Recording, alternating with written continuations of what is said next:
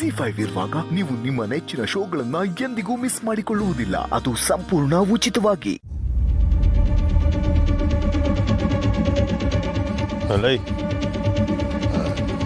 ಏನಲ್ಲ ಇದು? ಅದು ಅಣ್ಣ, ನೀನು ಅಪ್ಪಯ್ಯ ಆಗ್ತಾ ಇದೆಯಾ ಅಂತ ಹುಡುಗರೆಲ್ಲ ಊರು ತುಂಬ ಪೋಸ್ಟ್ರ್ ಹಾಕಿದ್ರು. ಅದನ್ನ ಕಿತ್ಕೊಬನ್ನಿ ಅಂತ ಹೇಳಿದ್ದೆ, ಎಲ್ಲ ಕಿತ್ಕೊಂಬಂದು ಕೊಟ್ಟವ್ರೆ ಕಣಣ್ಣ. ಇನ್ನೊಂದು 3 ತಿಂಗಳಲ್ಲಿ ಬೇಕಾದರೆ ಮತ್ತೆ ಹಾಕ್ಸು, ಅದಕ್ಕೆ ಯಾಕೆ ಮಂಡೆ ವೆಚ್ಚ ಮಾಡ್ತೀರಾ? ಅಲ್ಲ, ಎಂತ ಆಯ್ತಂತ ಇವಾಗ? ಪ್ರಕೃತಿ ಸಹಜವಾದ ವಿಷಯ ಅಲ್ವ ಹೇಳಿದ್ದು? ಓ, ಬಿಟ್ಟಾಕು ಮರೆ, ಅದಕ್ಕೆ ಯಾಕೆ ಗುರ್ರ ಅಂತ ಗುರಾಯಿಸ್ತಿದ್ಯಾ?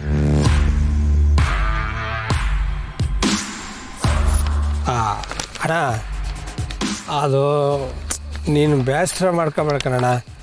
ಆಗಿದ್ದಾಯ್ತು, ಅದಕ್ಕೆ ಒಂದ್ಸಲ ಕುಂತು ಮಾತಾಡಿದರೆ ಎಲ್ಲ ಸರಿ ಹೋಯ್ತದೆ. ಲೇ, ನಾನು ನಿಮ್ಮನ್ನ ಇಲ್ಲಿ ಕರೆದಿದ್ದು ಇದ್ರ ಬಗ್ಗೆ ಮಾತಾಡೋಕ್ಕಲ್ಲ. ನನ್ನ ತಲೆ ಓಡ್ತಾರೋದೆಲ್ಲ ಸಂಜೆ ಸಲೆಗೆ ಜನ ಸೇರಿಸ್ಬೇಕು. ಅದು ಹೆಂಗೆ ಅಂತ ಯೋಚನೆ ಮಾಡ್ರಲ್ಲ. ಲೇ, ಯಾರನ್ನ ಏನ ಹೇಳ್ರಲ್ಲ.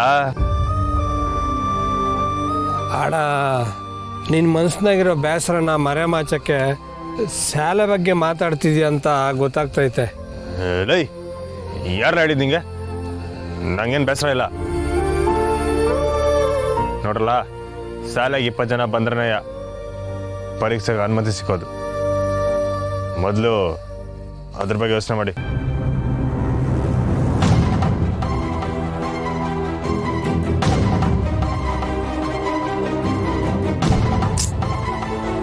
ಅಣ್ಣನ ಮನಸ್ಸಿನಾಗೆ ದುಃಖ ಇದ್ರೂ ತೋರ್ಸ್ಕತಾ ಇಲ್ಲಕಲ್ಲ.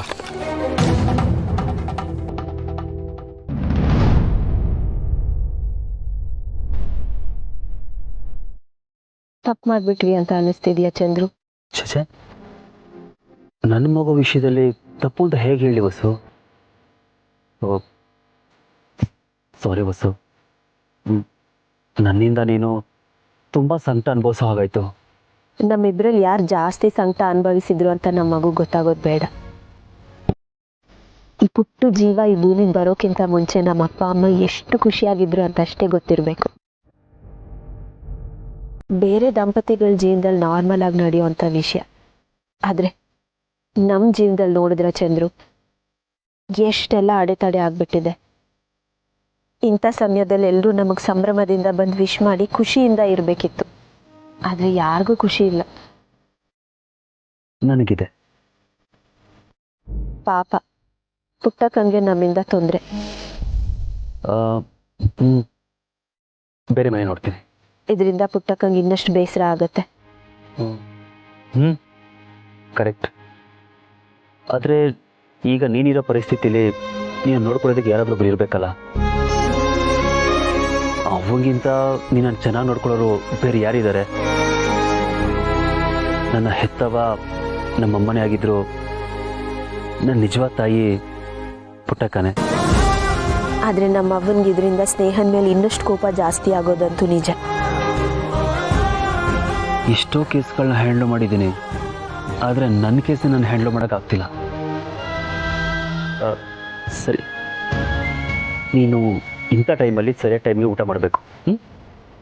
ಬಾ. ಇರಲಿ ಅಣ್ಣಯ್ಯ, ಅದಕ್ಕೆ ಬನ್ನಿ, ಊಟ ರೆಡಿ ಇದೆ. ಸಮ ಬಂದ್ವಿ, ಬಾ.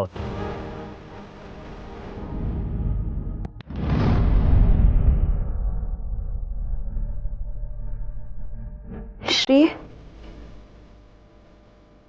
ಶ್ರೀ ತಗೊಳ್ಳಿ.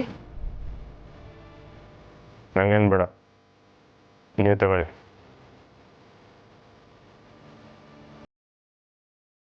ಶ್ರೀ, ನಾನು ನಿಮ್ಮ ಹತ್ರ ನಿಜ ಹೇಳಬೇಕು ಅಂತ ಅಂದ್ಕೊಂಡಾಗೆಲ್ಲ ಏನಾದರೂ ಒಂದು ಅಡ್ಡ ಬರ್ತಿತ್ತು. ಅದ್ರ ಬಗ್ಗೆ ಮಾತಬೇಡ, ಆಗಿದ್ದಾಗುತ್ತೆ ಬಿಡಿ.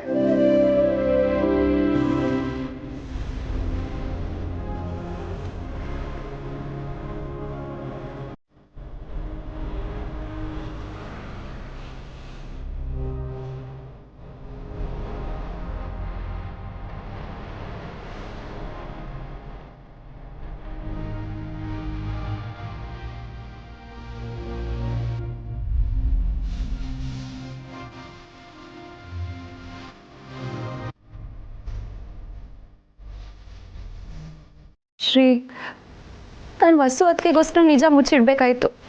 ನಾನು ಮಾಡಿದ ತಪ್ಪೇ ನಾನು ಒಪ್ಕೋತೀನಿ. ಇನ್ಫ್ಯಾಕ್ಟ್ ಚಂದ್ರೋಣಯ ಮತ್ತು ನಿಮ್ಮನ್ನ ಒಟ್ಟಿಗೆ ಕಳಿಸಿ ನಾವು ನಿಜ ಹೇಳಬೇಕು ಅಂತ ಪ್ಲ್ಯಾನ್ ಮಾಡ್ತಿದ್ವಿ. ಅಷ್ಟರಲ್ಲಿ ನೀವೇನು ಮಾಡ್ತಿದ್ದೀರಾ ಶ್ರೀ? ನಮ್ಮಿಬ್ರಿಗೂ ಒಂದು ಕೂಸು ಬರ್ತದೆ ಅಂತ ಗೊತ್ತಾಗಿ ನಮ್ಮ ಹುಡುಗರು ಇಡೀ ಊರು ತುಂಬ ಸುದ್ದಿ ಹಬ್ಸಿದ್ರು. ಪೋಸ್ಟ್ಗಳು, ಬ್ಯಾನರ್ಗಳು.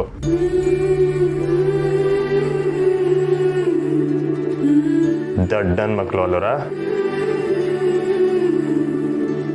ಅವ್ರು ಎಲ್ರಿಗಿಂತ ದೊಡ್ಡ ನಾನೇ.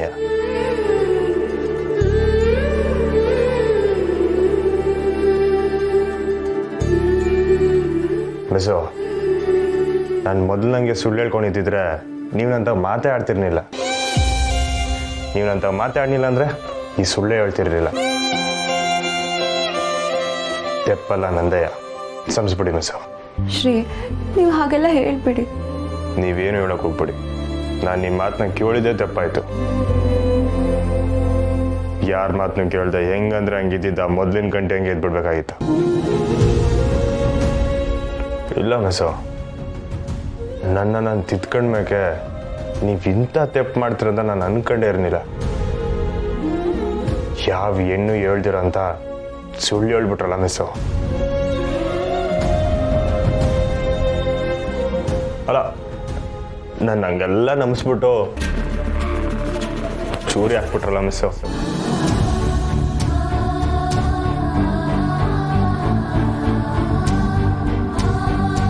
ನಾನು ತಾಳಿ ಕಟ್ಟಿದ್ದಕ್ಕೆ ಸೇಡ್ ತೀಸ್ಕೊಂಬಿಟ್ರ ಮಿಸ್ಸು.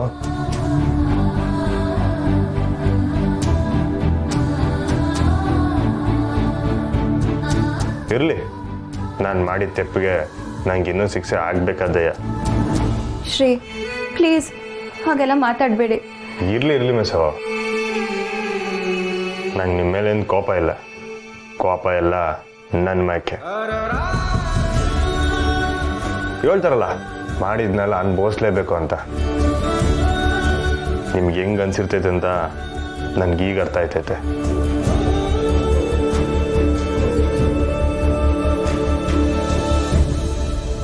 ನಿಮಗೆ ತಾಳಿ ಕಟ್ಟಿ ಕರ್ಕೊಂಬಂದ್ಮ್ಯಾಕೆ ನಿಮ್ಮ ಕೋಪ ಎಷ್ಟಿತ್ತು ಅಂತ ಗೊತ್ತಿರ್ತೇ ಹೊರತು ನಿಮ್ಮ ನೋವೇನು ಅಂತ ಸರಿಯಾಗಿ ಗೊತ್ತಿರಲಿಲ್ಲ.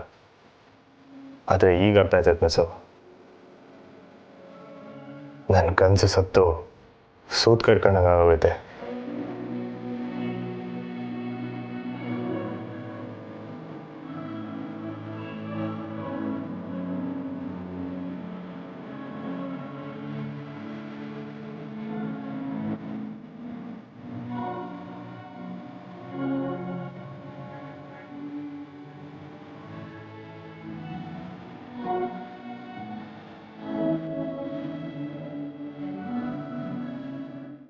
ZEE5 ಆಪ್ ಡೌನ್ಲೋಡ್ ಮಾಡಿ ಎಲ್ಲಾ ಸಂಚಿಕೆಗಳನ್ನು ಸಂಪೂರ್ಣ ಉಚಿತವಾಗಿ ನೋಡಿ.